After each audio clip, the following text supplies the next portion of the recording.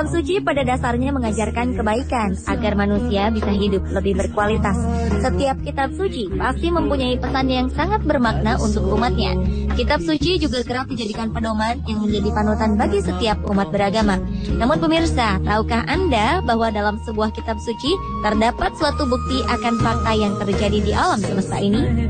Pemirsa, inilah berbagai fakta berdasarkan kitab suci versi On The Spot.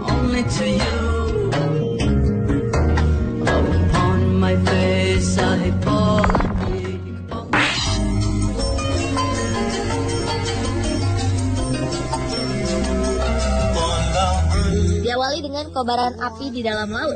Fenomena ini terjadi di dalam laut Kepulauan Hawaii, Amerika Serikat. Di kedalaman laut terdapat kobaran api yang terus membara. Api ini berasal dari retaknya dasar laut yang mengeluarkan lava bersuhu sangat tinggi. Kobaran lava ini menyebabkan air di lautan menjadi mendidih, hingga suhunya melebihi 1000 derajat Celcius. Namun anehnya, kendati suhu lava begitu luar biasa panasnya, lava ini tidak mampu untuk membuat air laut menguap. Begitupun sebaliknya, kendati air laut begitu berlimpah, namun tidak juga bisa memadamkan kobaran api di dasar laut ini. Fenomena alam ini rupanya sudah tercatat dalam kitab suci Al-Quran, surat As-Sur, ayat 1-8. Dalam ayat ini, Allah Subhanahu wa Ta'ala berfirman, yang artinya, demi bukit dan kitab yang ditulis pada lembaran yang terbuka, dan demi Baitul Ma'mur dan atap yang ditinggikan langit, dan laut yang di dalam tanahnya ada api, sesungguhnya azab Tuhanmu pasti terjadi.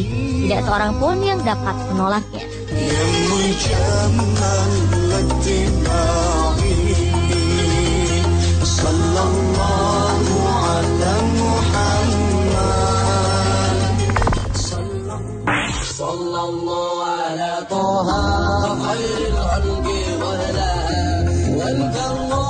Keberadaan sungai di dalam laut secara ilmiah tidak mungkin terjadi.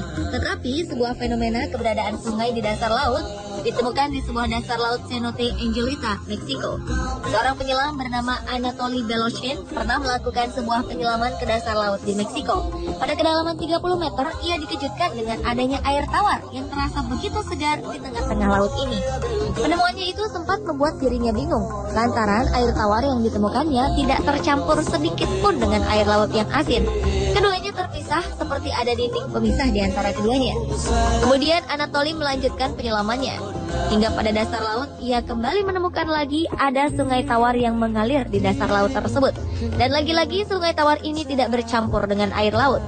Rupanya jauh sebelum penemuan ini, fenomena air tawar di dalam air laut sudah disebutkan dalam Al-Quran surat Al-Furqan ayat 53. Yang artinya, dan dialah yang membiarkan dua laut mengalir berdampingan.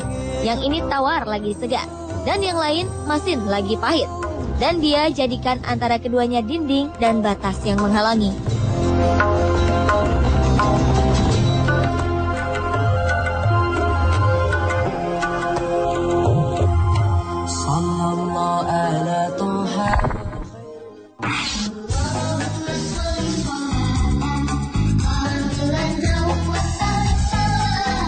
Berikutnya adalah fakta tentang sedikitnya kadar oksigen pada suatu ketinggian. Kini terbukti jika udara yang kita hirup di bumi ini memiliki kadar oksigen yang begitu tinggi sehingga membuat manusia dapat bernafas dengan lega. Hal ini akan berbanding terbalik ketika kita menaiki sebuah gunung yang begitu tinggi. Kadar oksigen yang tersedia semakin sedikit untuk bisa kita hirup. Hal ini lantaran tekanan oksigen yang berada di ketinggian mengalami penurunan yang cukup drastis dibandingkan dengan tekanan oksigen di daratan. Jauh sebelum pemahaman semua itu, fakta akan hal ini ternyata sudah dijelaskan di dalam Al-Quran surat Al-An'am ayat 12 yang artinya, barang siapa yang Allah menghendaki akan memberikan kepadanya petunjuk, niscaya dia melapangkan dadanya untuk memeluk agama Islam. Dan barang siapa yang dikehendaki Allah kesesatannya, niscaya Allah menjadikan dadanya sesak lagi sempit, seolah-olah ia sedang mendaki langit. Begitulah Allah menimpakan siksa kepada orang-orang yang tidak beriman.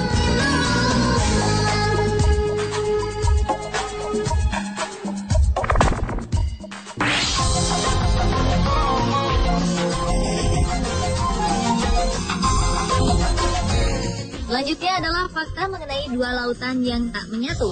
Ilmu pengetahuan modern telah mengungkapkan bahwa ada tempat-tempat di mana dua lautan yang berlainan bertemu. Anehnya, ada batas di antara keduanya. Batas ini membagi kedua lautan sehingga setiap bagian memiliki suhu dan kadar garam yang berbeda. Salah satu fenomena alam aneh ini terdapat di Selat Gibraltar. Pertemuan antara Laut Mediterania dan Samudra Atlantik menciptakan sebuah garis batas yang memisahkan keduanya. Hal ini membuat sebagian laut berwarna biru gelap dan bagian lainnya nampak lebih terang.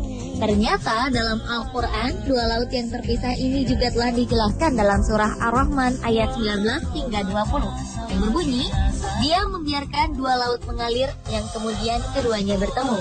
Di antara keduanya ada batas yang tidak dilampaui oleh masing-masing.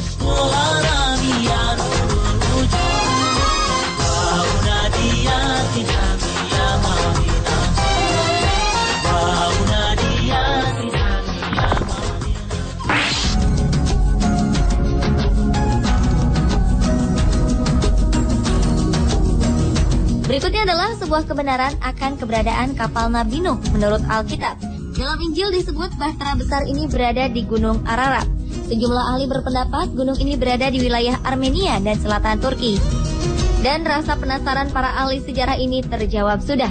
Pada bulan April 2010 lalu, sekelompok peneliti dari Cina yang tergabung dalam Noah's Ark Ministries International mengumumkan mereka berhasil menemukan sisa-sisa bahtera Nabi Nuh yang berada di ketinggian 4.000 meter di Gunung Agri atau Gunung Ararat di Turki Timur. Para peneliti ini pun berhasil masuk ke dalam bahtera ini dan mengambil foto dari beberapa spesimen. Spesimen yang mereka ambil berusia 4.800 tahun dan sangat cocok dengan apa yang digambarkan dalam sejarah. Para peneliti yang berjumlah 15 orang ini juga memamerkan sejumlah fosil bahtera yang diduga berasal dari bahtera Nabi Nuh seperti tambang, paku, dan pecahan kayu.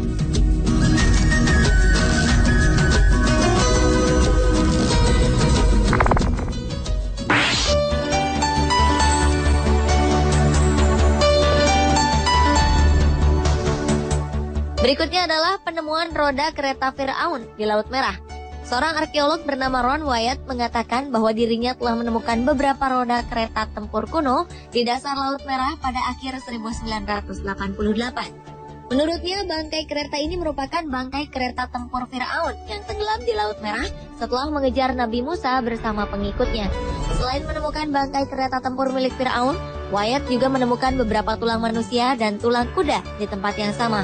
Temuan-temuan ini tentunya semakin memperkuat bahwa sisa-sisa tulang itu merupakan bagian dari kerangka pasukan Firaun yang tenggelam di Laut Merah. Bukti kebenaran penemuan ini semakin diperjelas setelah dilakukan pengujian terhadap beberapa sisa tulang belulang penemuan ini di University Stockholm.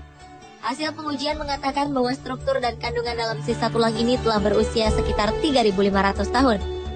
Di mana menurut sejarah, kejadian pengejaran Firaun terhadap Musa di Laut Merah juga terjadi dalam kurun waktu yang sama.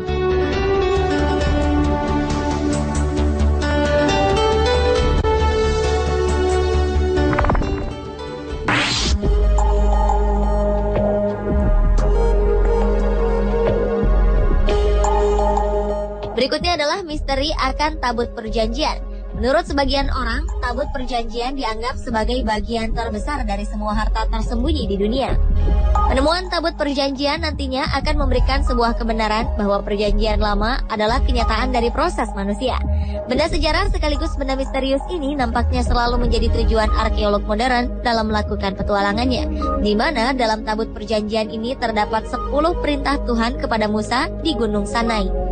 Perjanjian ini ditulis di atas sebuah lempengan batu di gunung tersebut.